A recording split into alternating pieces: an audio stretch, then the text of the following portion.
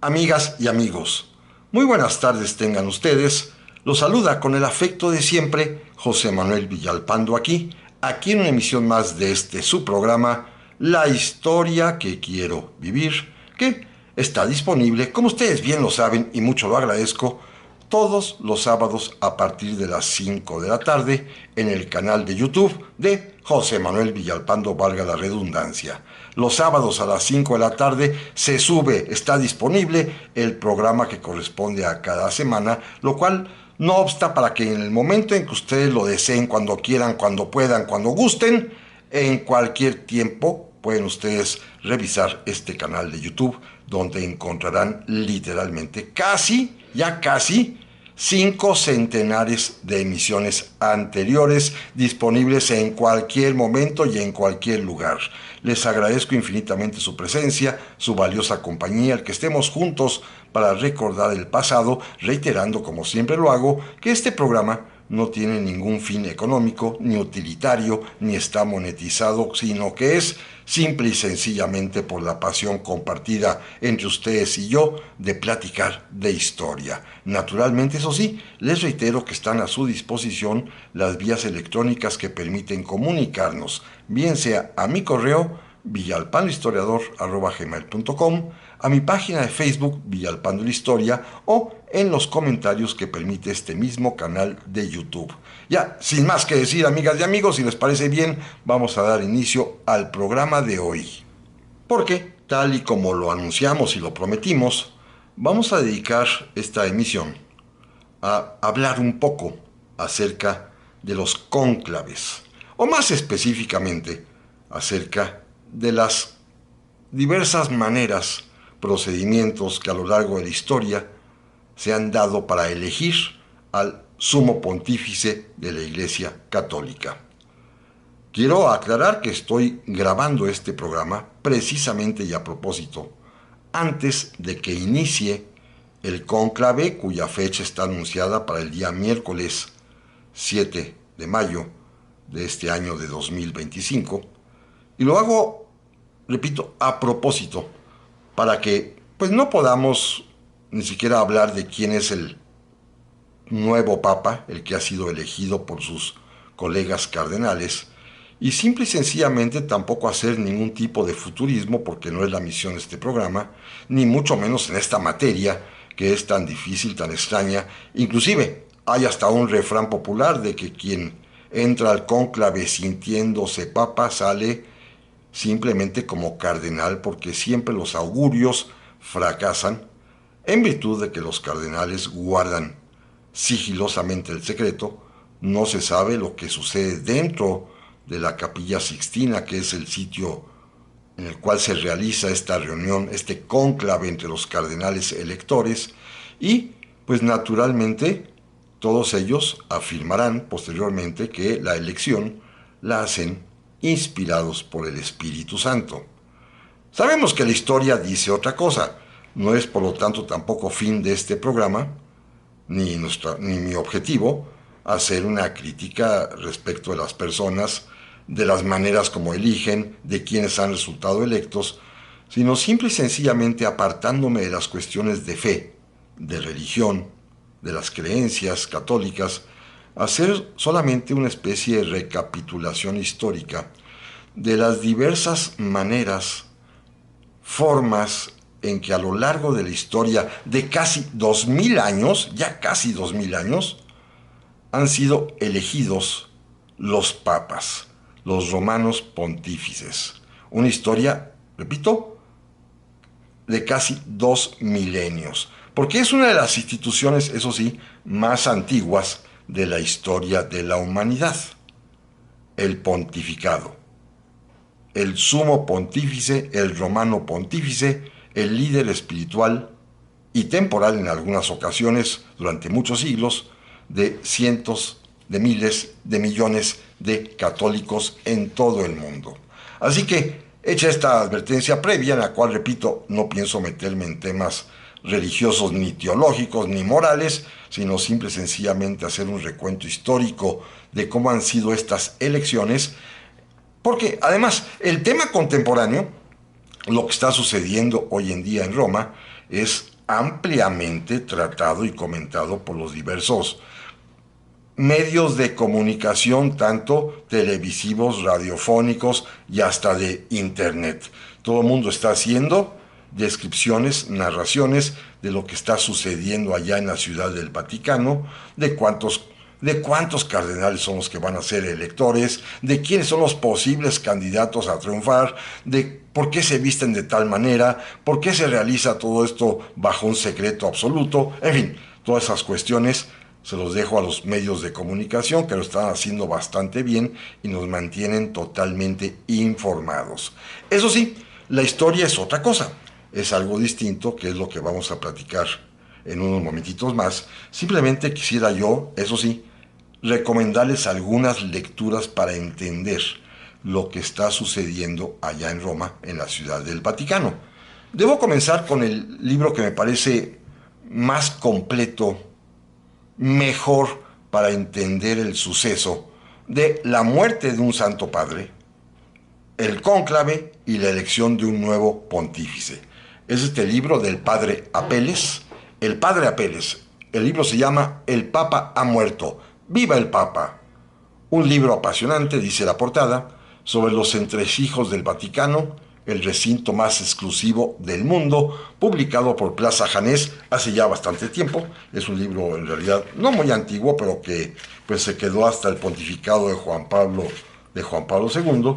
Fue publicado en el año 1997, pero sí contiene una narración muy completa, tanto histórica como litúrgica, de los rituales que se realizan para elegir al Santo Padre. Lo recomiendo positivamente, ¿eh? El libro del Padre Apeles, publicado por Plaza Janés, El Papa ha muerto, viva el Papa. En realidad, les confesaré, lo leí con mucho entusiasmo en estos días y de él pues pude extraer lo que hoy vamos a platicar, repito, desde un punto de vista rigurosamente histórico, sin meternos a complicaciones de carácter litúrgico o religioso. Un libro sumamente interesante, muy importante, que mantiene esta doble perspectiva, la histórica por una parte, y no se mete a enjuiciar, simplemente narra hechos, y luego la parte ritual contemporánea, que es cómo se regula, cómo se rige la elección de un nuevo papa. El padre Apeles, repito, el papa ha muerto, viva el papa. Pero también me encontré allá en casa, en mi biblioteca, un librito más pequeño que se llama Habemus Papam.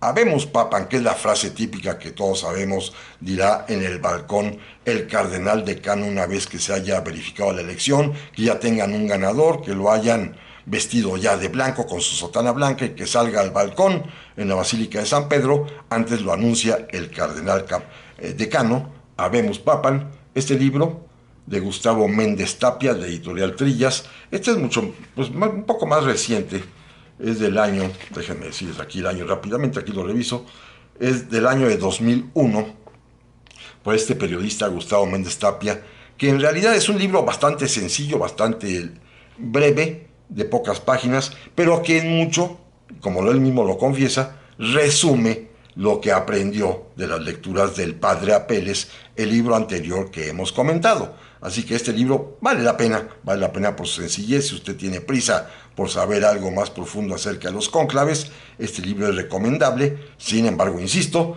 es mucho mejor, más superior, más completo el del padre Apeles. Así que son dos lecturas fundamentales. Y una tercera que ya recomendé en varios capítulos anteriores la semana pasada, inclusive en su momento en alguna de las elecciones de diciembre, es este libro de Anthony McCarten, Los dos papas. Y digo que es muy recomendable, no solamente porque narra la historia personal y pontifical, tanto de Benedicto XVI como del Papa Francisco, sino particularmente se centra en la elección de ambos, en el cónclave que a los dos los llevó a la silla de San Pedro, tanto a Benedicto XVI como a Francisco.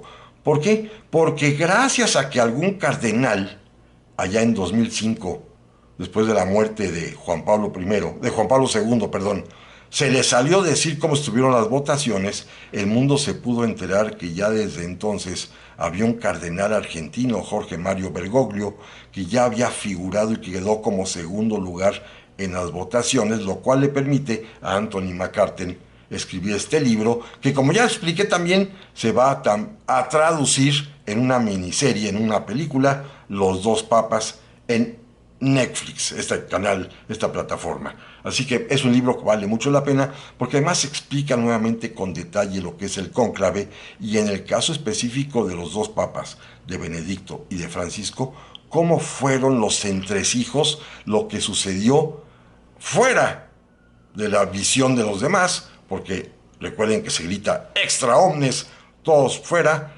pero aquí sí se logró saber muchos de los compromisos, negociaciones y por qué gana tanto Benedicto en su momento como Francisco. Dos libros, repito, sumamente recomendables. Perdón, este libro, Los dos papas, muy recomendable, junto con los dos anteriores que, insisto, es la mejor manera quizás de acercarse desde un punto de vista más teórico y centrado, sin atender a los medios de comunicación, que lo hacen muy bien, pero sin embargo a veces nos llenan de cosas que no vienen al caso. El del padre Apeles, que se me hizo fundamental, y el otro, un poco más breve, más sencillo también, Habemus Papam, de Gustavo Méndez Tapia. Libros, pues, que yo consideré básicos para poder, primero, hacer este programa, leerlos, releerlos en el caso de algunos de ellos, que ya los había yo leído. El único que no había leído era el de Habemus Papam. Los otros dos ya, bueno, los volví a leer con mucho entusiasmo y me parecieron lecturas sumamente importantes para entender lo que va a suceder a partir de este miércoles, en la tarde, en la primera votación, y las que sigan allá en la Capilla Sixtina, en la Ciudad del Vaticano. Por cierto, la Capilla Sixtina ha sido un sitio tradicional para los cónclaves, pero no crean que desde hace mucho tiempo, apenas desde el año de 1878 para acá, es decir, hace apenas siglo y medio, es cuando se utiliza la Capilla Sixtina como lugar en donde se realizan los cónclaves. Antes se hacían, en un buen tiempo de la historia, casi 500 años más, en el Palacio del Quirinal, allí en la ciudad de Roma, donde era la residencia oficial del Papa, cuando Italia estaba dividida en diversas naciones y una de ellas eran los estados pontificios, que eran gobernados desde Roma por el propio Papa. Tenía su asiento oficial, su sede oficial en el Palacio del Quirinal, y solamente cuando ya finalmente Italia se unifica y dejan relegado al Papa en la Ciudad del Vaticano, y que ya no dispone del Palacio del Quirinal, es cuando se ordena y se establece que los cónclaves se realicen precisamente en la Capilla Sixtina. Al igual que otra tradición que aprendí en estos libros, la famosa fumata negra y blanca, es decir, anunciarle al pueblo la elección del Papa con humo blanco, o bien el fracaso de las elecciones todavía con humo negro cuando aún no se decide quién será el nuevo pontífice. Esto es una tradición bastante reciente que apenas tiene 120 años y que se introdujo a partir de los primeros pontificados del siglo XX, o sea que no es tampoco una tradición añosa comparada con los 2000 años que tiene de existencia la Iglesia Católica, o la Iglesia Cristiana en un principio, porque por ahí vamos a empezar. Miren, son varias las etapas que a lo largo de la historia de casi 2000 años ha vivido la Iglesia Cristiano-Católica para elegir al sumo pontífice. Por supuesto, lo que no hay duda es quién determinó y quién eligió al primero, a San Pedro. ¿Quién fue? Pues nada más ni nada menos que el propio Jesucristo, quien le encomendó a él apacentar a sus ovejas y llegó a decir aquella frase famosa de que tú eres Pedro y sobre esta piedra erigiré mi iglesia. Es decir, el primer papa, San Pedro, sí fue designado directamente por Jesús. Pero los subsecuentes ya no. ¿Cómo lo hacían? Bueno, esta es la primera etapa de la historia de la Iglesia, que podemos decir va desde precisamente la muerte de Jesús, su ascensión, el inicio del pontificado de San Pedro, y que abarca, estamos en el año 33 después de Cristo, hasta el año más o menos 300, cuando el emperador Constantino de Roma decide que la Iglesia y la religión cristiana sean las oficiales del Imperio Romano.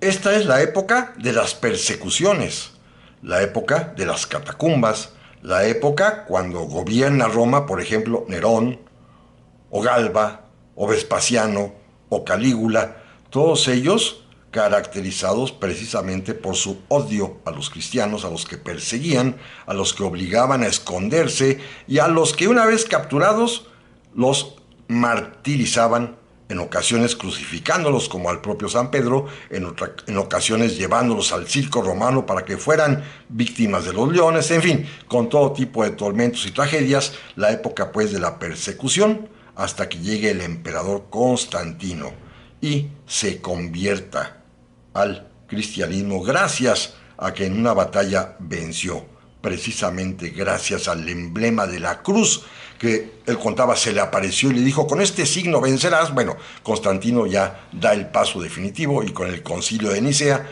el imperio se vuelve cristiano. Pero esos primeros 300 años, los papas que siguieron existiendo a partir del sucesor de San Pedro, San Lino, son designados por el papa en funciones. Es una iglesia que apenas comienza a crecer, que tiene su origen fundamentalmente en Roma, que es a donde el propio San Pedro se dirige, la capital del imperio, para iniciar sus prédicas, y a partir de ahí, pues los papas en ejercicio, como el propio San Pedro, van designando a su sucesor. Y nadie se opone, ¿eh? Y la gran mayoría de ellos acaban siendo martirizados y elevados a la santidad tiempo después. Son momentos difíciles para la iglesia cristiana que apenas sobrevive y que, repito, alcanzará de pronto, gracias a Constantino, la posición de ser una religión oficial. Y ahí viene ya una segunda etapa de la manera de elegir a los santos padres, a los sumos pontífices. Porque si se vuelve la iglesia cristiana la oficial de todo el imperio romano, y el imperio romano era enorme, abarcaba casi toda Europa, el norte de África y algún pedazo de Oriente, bueno, evidentemente también va a crecer la presencia ya de la iglesia cristiana a lo largo y ancho de este enorme territorio del imperio romano. Es cuando es necesario crear ya los obispos, porque habrá muchas sedes episcopales, es cuando será necesario pues ampliar inclusive la manera de predicar, y esto va a llevar a que durante los años, digamos del 300 al 473, al 500 más o menos, la manera de elegir al Papa es muy peculiar. Lo eligen, fíjense bien, los sacerdotes o presbíteros y el pueblo de la ciudad de Roma. Ellos son quienes eligen al Papa. El pueblo, ¿eh? Es la única ocasión en la que el pueblo será convocado para que elija, vote por el Santo Padre. Esto sucede en el momento en que la Iglesia católica, la Iglesia cristiana, se convierte en la religión oficial del Imperio Romano y va a permanecer así durante casi 200 años con esta manera muy peculiar de elegir al Santo Padre que, repito, los sacerdotes de Roma y el pueblo romano, ya todos cristianos, votan para ver quién será el nuevo papa y no intervienen las demás diócesis que están distribuidos a lo largo de todo el imperio porque simple y sencillamente acatan lo que dice el primado de la iglesia, que es el papa, el que gobierna, el que es obispo de Roma. Esta es la segunda etapa. Hay una tercera etapa muy interesante que dura más o menos 300 años, del 500 en promedio hasta el año 800, en la cual la iglesia se vincula directamente a partir de la caída del Imperio Romano con el nuevo Imperio Romano de Oriente, es decir, con Bizancio. A partir del año 470 que cae Roma en adelante, la Iglesia Católica cristiana en ese momento tiene una fuerte presencia, porque el nuevo emperador que radica en Bizancio, lo que hoy es Turquía y particularmente Constantinopla, su capital, le permite, le deja al Papa literalmente gobernar, no solamente de manera espiritual a la grey cristiana, sino gobernar también de manera material y temporal la península italiana. Así que hay una alianza muy clara entre el papado y el imperio bizantino. Esta época es muy interesante porque hay una notable influencia, eso sí, como por ejemplo del emperador Justiniano, quien se reservó el derecho de aprobar o desaprobar, él y sus herederos, la designación del Papa en Roma. La capital del imperio ya está en Constantinopla, en Bizancio, pero sin embargo el emperador bizantino se reserva este derecho de aprobar o de vetar la designación de un papa. Un papa que en Roma se designa juntando a los obispos italianos que con cierta celeridad pueden llegar a Roma para elegir al nuevo pontífice. Así que hay una clara alianza y cierta subordinación del papado de Roma con el imperio bizantino y que a cambio le otorgan al papa este derecho de gobernar, de ser la máxima autoridad en la península italiana. Es un pacto bastante cómodo, bastante interesante y que funciona. Funciona hasta que el imperio bizantino es rebasado en Europa por la aparición, y esta es otra etapa más, del nuevo Sacro Imperio Romano Germánico. Bizancio finalmente está muy lejos, ya está en Asia, la actual Turquía, y de pronto, en la zona de Alemania y de Francia, comienzan a aparecer nuevos poderes representados en la figura del emperador del Sacro Imperio Romano Germánico, cuyos territorios abarcarían lo que hoy es Francia, buena parte de Alemania, Suiza, el norte de Italia. Y el Papa de su tiempo, pues se da cuenta que más le vale estar en mejor condición y comunicación con este nuevo poder que es el del Sacro Imperio Romano Germánico que con Bizancio. Así que los papas deciden trasladar más bien sus favores hacia el nuevo emperador que inclusive fue coronado por el propio papa. Y es un hombre excepcional el nuevo emperador. Es el famosísimo Carlomagno, que en la Navidad del año 800 fue coronado, repito, por el propio papa, iniciando una nueva época en la manera de elegir a los santos padres, a partir de que el Vaticano, Roma, la Iglesia Católica, se vincula con el Sacro Imperio Romano Germánico. Es curiosamente también la época, quizá, y hay que decirlo con toda claridad, por la parte histórica, de la mayor corrupción del papado. Es la época a partir del año 800 y que perdurará pues hasta bastantes 4 o 5 siglos más, en que el papado se convierte además en un botín de las familias importantes romanas o francesas. Es la época también en la que suceden escándalos de todo tipo, en la que los papas, como se sabe, pues muchos de ellos tienen amantes, tienen hijos, tienen relaciones pecaminosas, diríamos hoy en día, pero es la época en la que además el papado queda literalmente sometido al emperador del Sacro Imperio Romano Germánico.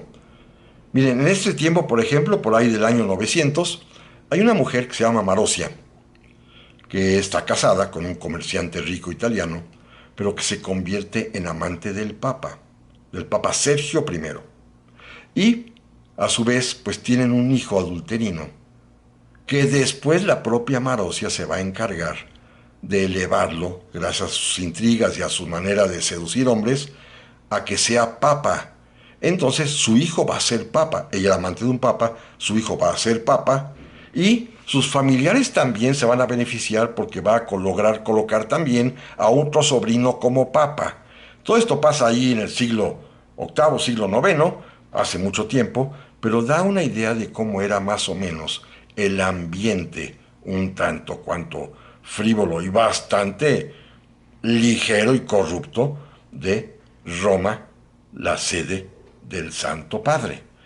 Papas que se la pasaban literalmente suplicando el favor del Sacro Imperio Romano Germánico, con momentos inclusive delicados, porque en ese tiempo se acostumbra, tristemente decirlo, eliminar a los papas que estorban.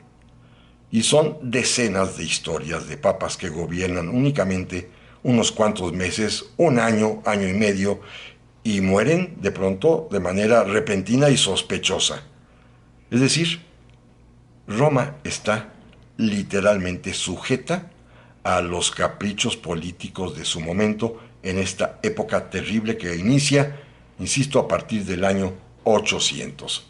Hay dificultades muy serias, por ejemplo, en vista de los escándalos que están sucediendo en la ciudad del Vaticano, en Roma, con los papas. Cierta parte de la iglesia cristiana decide separarse. Es el famoso cisma de Oriente que se da en el año 1050, cuando las iglesias orientales, me refiero a orientales las que están en Hungría, en Rumanía, en la Rusia de ese entonces, en fin, en los países de Oriente, de la Europa oriental, y se crea la Iglesia Católica Ortodoxa que se separa de la obediencia papal.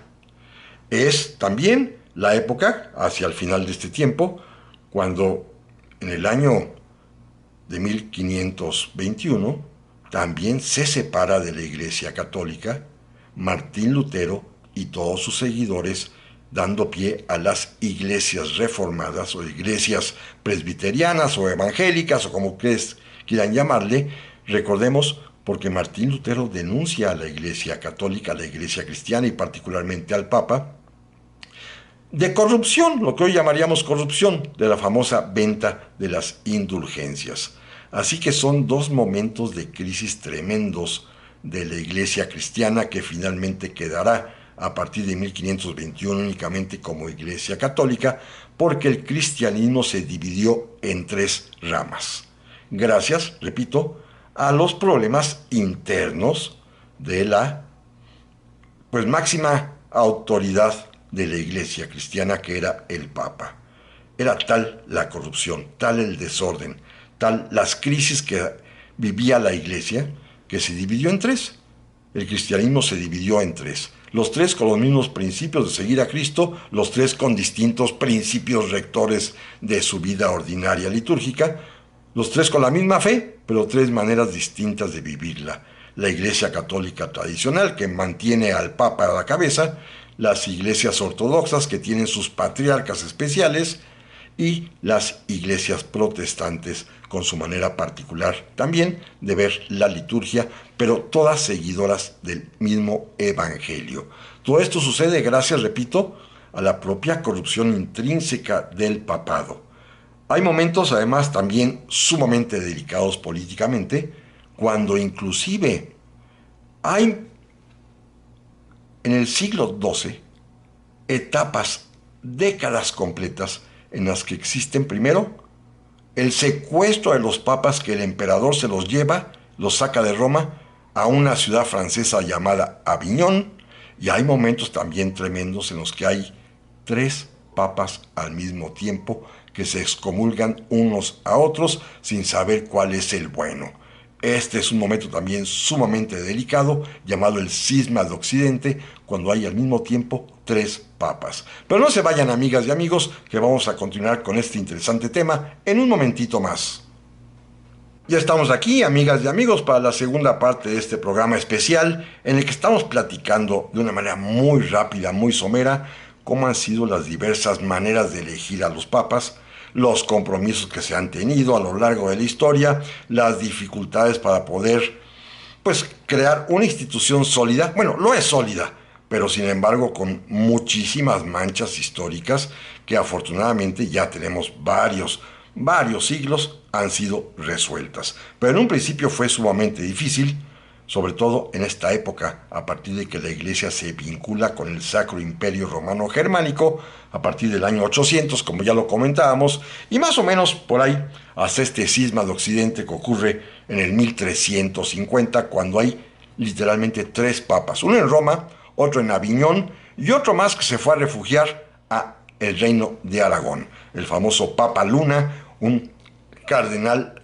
aragonés español que fue reconocido por la propia España. Había 3 papas al mismo tiempo. Claro, la iglesia hoy dice que son antipapas, pero bueno, en fin, es parte de esta historia.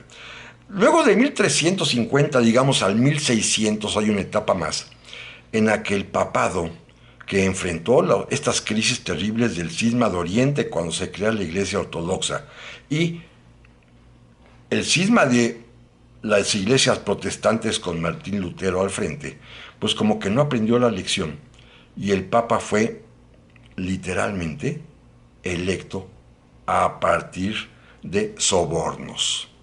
Los propios monarcas europeos, por ahí ya del 1400, 1500, literalmente daban cantidades de dinero a los cardenales para que votaran a favor de uno u otro candidato. Hace unas semanas habíamos platicado ya de un caso, quizás el más escandaloso de todos, de Alejandro VI, el Papa Borja en realidad español, por el cual el rey Fernando el Católico pagó dinero, muchísimo dinero a los cardenales electores para que votaran por él. Por cierto, esto de los cardenales también es un invento realmente reciente, tiene apenas 1000 años. De los 2000 que tiene el papado, 1000 años hace que hay cardenales, y estos fueron creados más o menos en el año 1050, también conjuntamente con la crisis de Oriente, cuando se crea la Iglesia Ortodoxa, porque pues ya para entonces había decenas y decenas, centenares de obispos, y era muy complicado que los obispos pudieran elegir al Papa, por lo cual se decidió reducir el número de electores solamente a los cardenales. Nada más que hay una cuestión muy interesante teológica, aquí sí me voy a meter. Los diáconos, los sacerdotes y los obispos son consagrados, pero los cardenales son nombrados. ¿Cuál es la diferencia? Que sacerdotes, diáconos y obispos reciben un poder espiritual mediante la consagración y los cardenales son únicamente un poder temporal por la designación que de ellos hace el Papa. Es decir, el Papa elige quiénes serán los cardenales y puede inclusive destituirlos, como vimos el caso reciente, que nos enteramos por las noticias, de que Francisco había destituido a uno de ellos por corrupto precisamente. Así que se redujo el número de electores a los cardenales nada más, y a partir del año 1050, 1060, son los cardenales los que eligen al Papa. Esa es en realidad su principal misión. Muchos de ellos son a su vez arzobispos, tan consagrados, pero el nombramiento de cardenal es un nombramiento, digámosle, de tipo administrativo, no espiritual, y depende del Papa. Finalmente llegará, después de esta época de corrupción, por ahí del 1600, ya la época de consolidación, cuando finalmente los papas pues ya son un poco más libres. Tienen un dominio temporal, que son los famosos estados pontificios, ahí en medio de Italia, una Italia que en ese momento está dividida en varias naciones.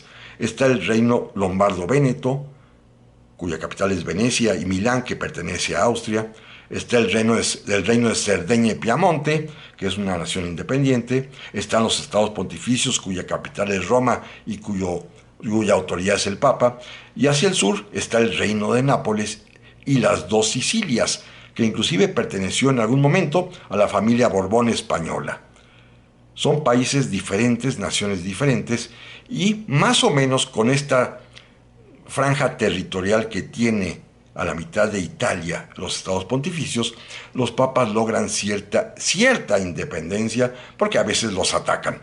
Pero bueno, esta independencia les permite ya a los cardenales elegir a partir del 1600 a un papa de manera más libre e independiente.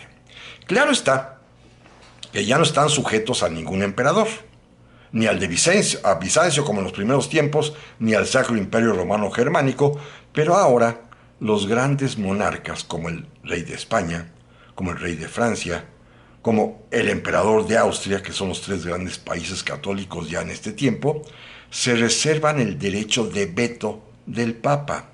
Ya los cardenales pueden elegir con toda libertad, ahí en el Palacio del Quirinal en Roma, pueden elegir con toda libertad quién quieren como Papa, pero tienen que someterlo a la aprobación de estos tres monarcas, que a través de sus enviados, que están presentes los embajadores, ahí en la propia ciudad de Roma, cuando resulta ser electo alguien que no les convence, inmediatamente estos embajadores tienen la potestad de presentar el veto de su rey, el veto de su monarca, y esta elección se anula. Es decir, la iglesia ya es más libre, pero está sujeta a que los monarcas más poderosos de su tiempo, los católicos españoles, franceses y austriacos, les den esta especie de placet.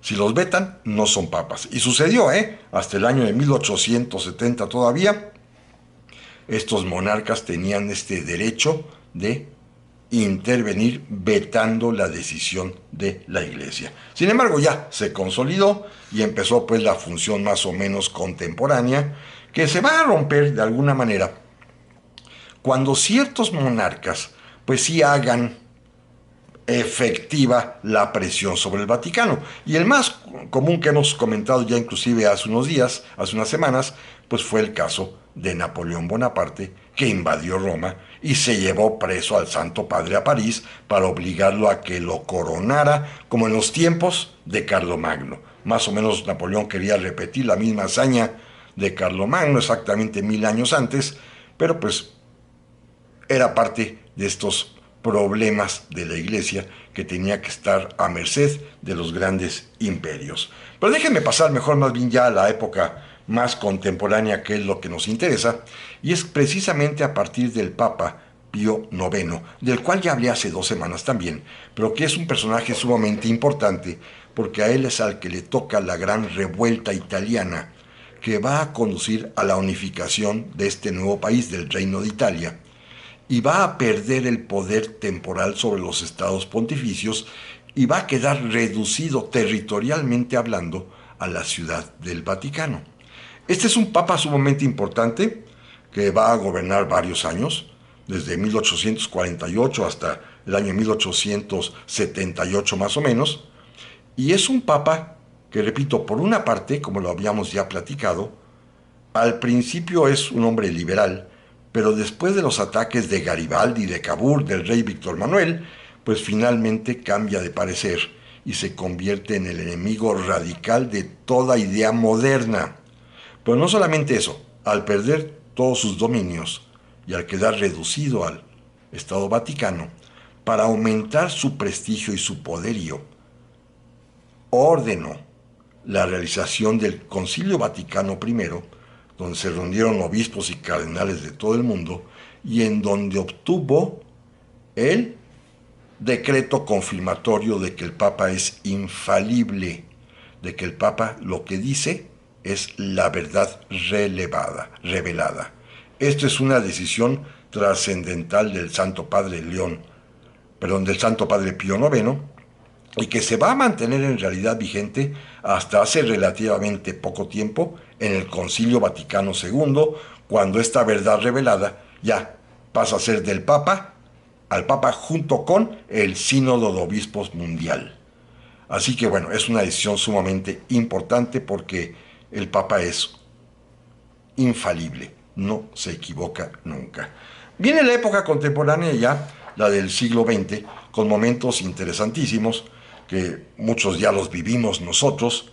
Estaba yo recordando que yo todavía nací en la época del pontificado de Pío XII, que muere hasta 1958, yo nací un año antes, así que a mí ya me han tocado varios papas, pero lo interesante es que en el año 1929, el papa en turno va a firmar los tratados de Letrán con Benito Mussolini, estableciendo lo que hoy es la ciudad del Vaticano. Se establece este acuerdo en 1929, con lo cual pues le da al Vaticano cierta independencia, cierta tranquilidad. Y a partir de ahí ya comienza, digamos, la época contemporánea. Los cónclaves se realizan, como ya lo platicamos hace un momento, eso sí, en la Capilla Sixtina. Y pues en la época actual, que podríamos decir comienza con Pío XII, el papa que a mí ya me tocó en su último año de vida, Es un papa que está ya sujeto y sometido a la crítica y a los medios de comunicación, a veces más favorables, a veces benévolos, a veces muy destructivos, como este mismo papa que tuvo en su vida que enfrentar primero, quizás el más grave problema que fue la Segunda Guerra Mundial, y sobre todo, muchos lo acusan de debilidad por no denunciar al régimen nazi ni al holocausto. Otros, al contrario, aseguran que lo hizo por prudencia, pero que sin embargo el Vaticano, por órdenes del Papa, sí atendió, por ejemplo, el problema de la persecución de los judíos, inclusive dando refugio.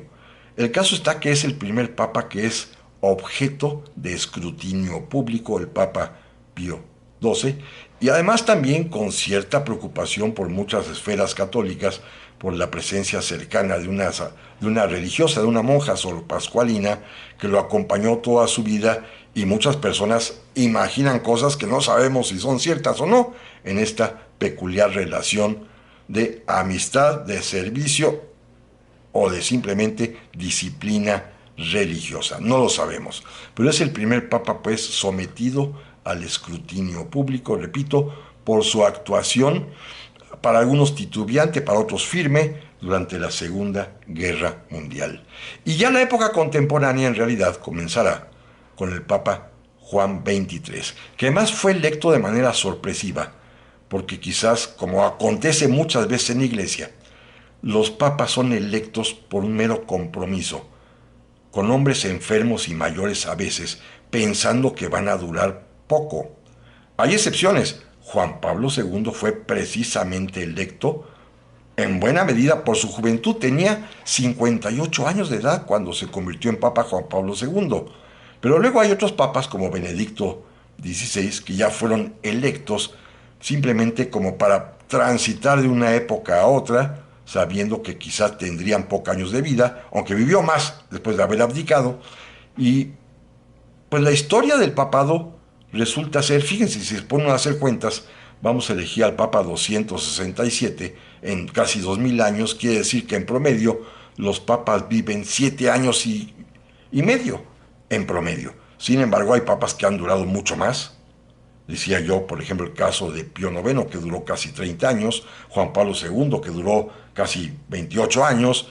Otros papas han durado muy poquito. Recuerden, Juan Pablo I, 33 días. Hay otro más por ahí, Damaso I, que duró 28 días, le ganó, seguramente lo mataron. En fin, los papas han sido de corta vida en general, aunque en tiempos recientes, Pío XI, casi 20 años, eso sí, Juan XXIII apenas 5 años, 5 o 6 años, Pablo VI 16 años, pero, repito, Juan Pablo II, 28 años, Benedicto, 8 años nada más, el Papa Francisco, 13 años. Entonces, pues, en buena medida, los papas son electos en muchas ocasiones por esta situación de su edad avanzada o, al revés, de su edad más juvenil para que duren. Y pues bueno, no hay una regla, eso es lo único que sí sabemos con certeza, que no hay una regla. Repito el refrán: quien entra sintiéndose papa, sale como cardenal simplemente. No sabemos quién vaya a ser electo en esta ocasión. Lo que sí sabemos es que hay serios conflictos internos con motivo de un asunto que no ha podido avanzar todavía. Miren, el Papa Juan XXIII en el Concilio Vaticano II planteó la renovación de la Iglesia, que tiene abiertos todavía muchos cauces y expedientes que no se han resuelto. Problemas tales, así de sencillo, como el matrimonio de las personas de la comunidad LGBT, o como por ejemplo los sacerdotes si deben permanecer célibes o pueden contraer matrimonio. Son temas que tienen que dirimirse. No hay una verdad porque nada de eso está dicho en los evangelios. Recordemos que una cosa es el evangelio, lo que dice literalmente las palabras de Jesucristo, narrada, como ya lo platicamos en alguna ocasión, allá en Semana Santa, en los 4 evangélicos canónicos, el de Mateo, el de Marcos, el de Lucas y el de Juan. Y otra cosa ya son los textos litúrgicos, teológicos, pastorales, las bulas, las encíclicas que han dado cada papa a lo largo de casi 2000 años, interpretando el sentir del Evangelio y dando directrices y normas canónicas para regular la vida, por ejemplo, de los sacerdotes o de los fieles.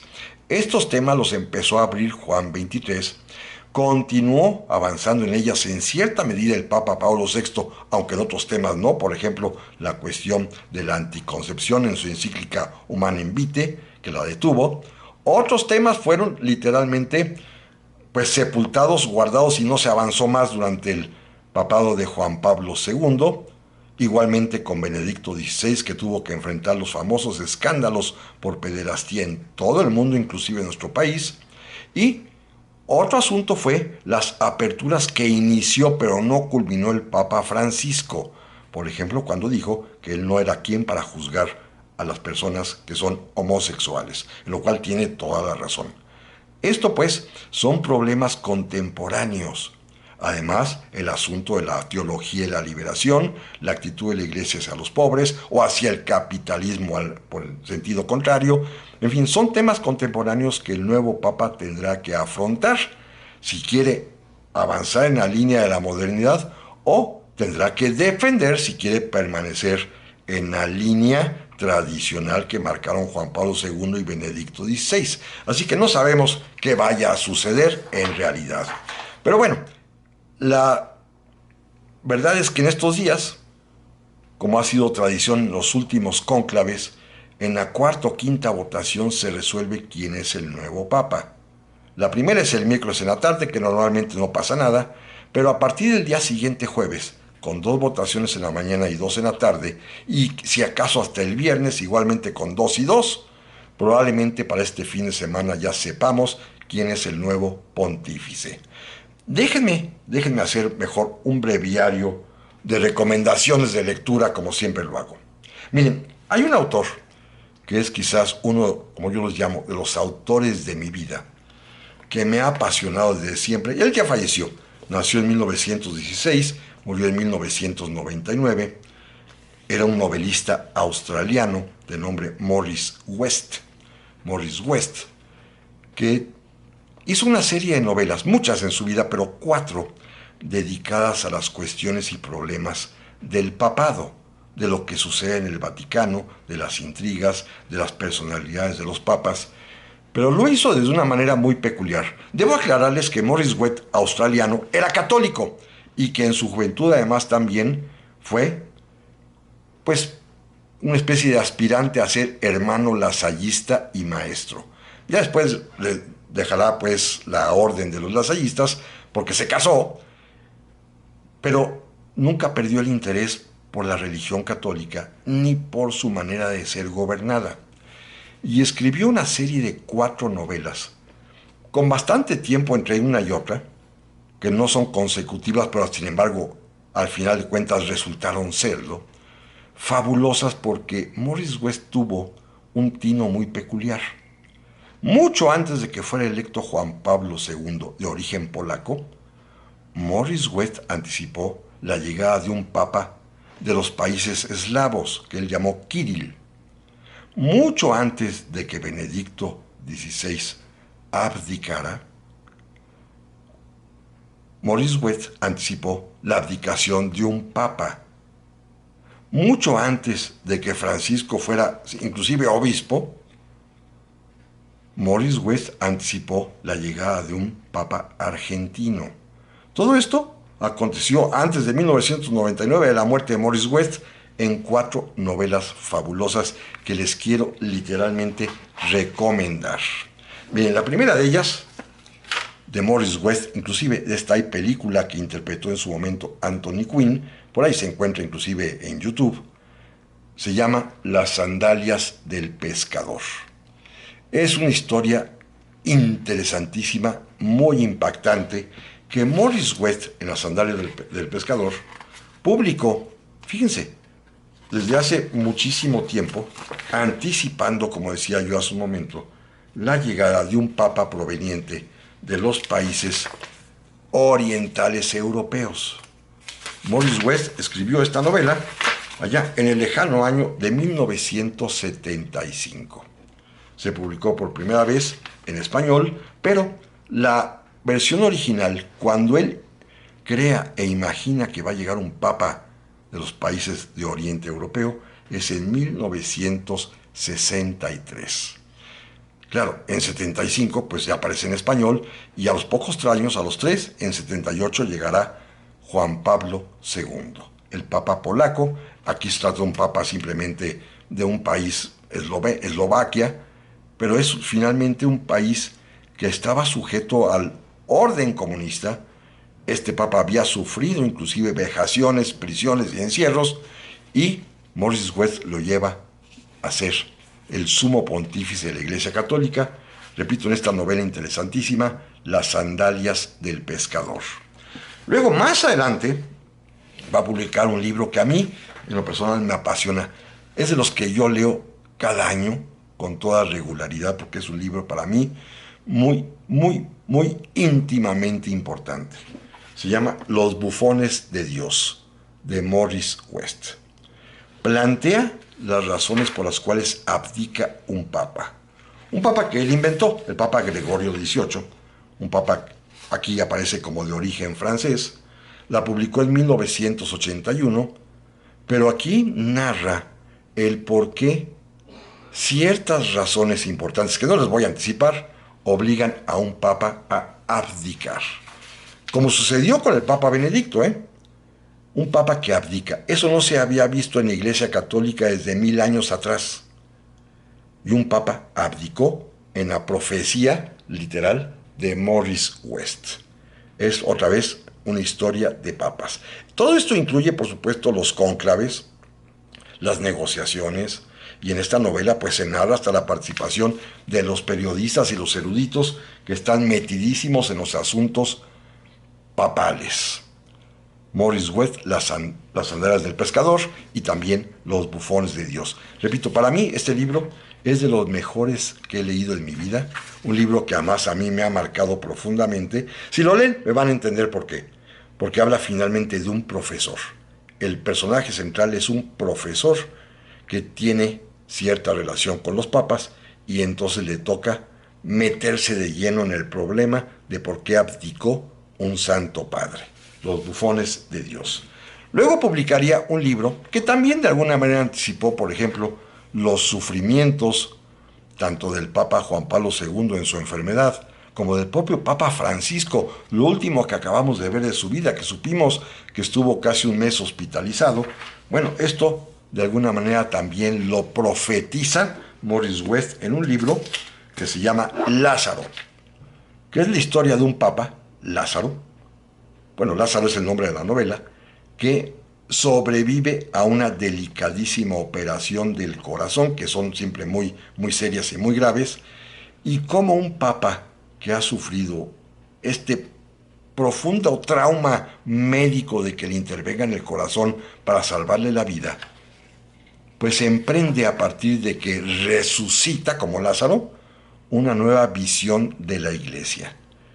Es un papa además también que renueva a la iglesia a su manera, por eso quizás le pone León XIV al nombre del Papa, porque León XIII, el existente, el real, el que gobierna ya a fines del siglo XIX, es importantísimo porque es quien lanza la encíclica Rerum Novarum, las cosas nuevas, la creación de la doctrina social de la iglesia en favor de los pobres. Esto lo hace un papa llamado León XIII. Bueno, este Papa León XIV, en la novela de Maurice West, una vez que revive, que resucita después de la delicadísima operación de corazón a que es sometido, sufre una transformación y decide renovar la iglesia. Una novela también sumamente interesante, estrujante en algunos momentos, porque hay una serie de intereses al mismo tiempo conflictivos ahí dentro del propio Vaticano. Se la recomiendo profundamente, Lázaro, de Maurice West.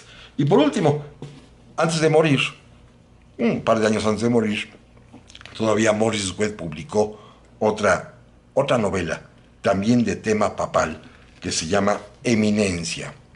Eminencia. Todas las novelas de Maurice West fueron publicadas por la editorial Vergara aquí en México. Se pueden conseguir seguramente en las tiendas, en las librerías, en algunas de viejo seguramente, o bien por internet, que se puede encontrar todo en estas aplicaciones que le consiguen a uno de todas partes libros y a buen precio.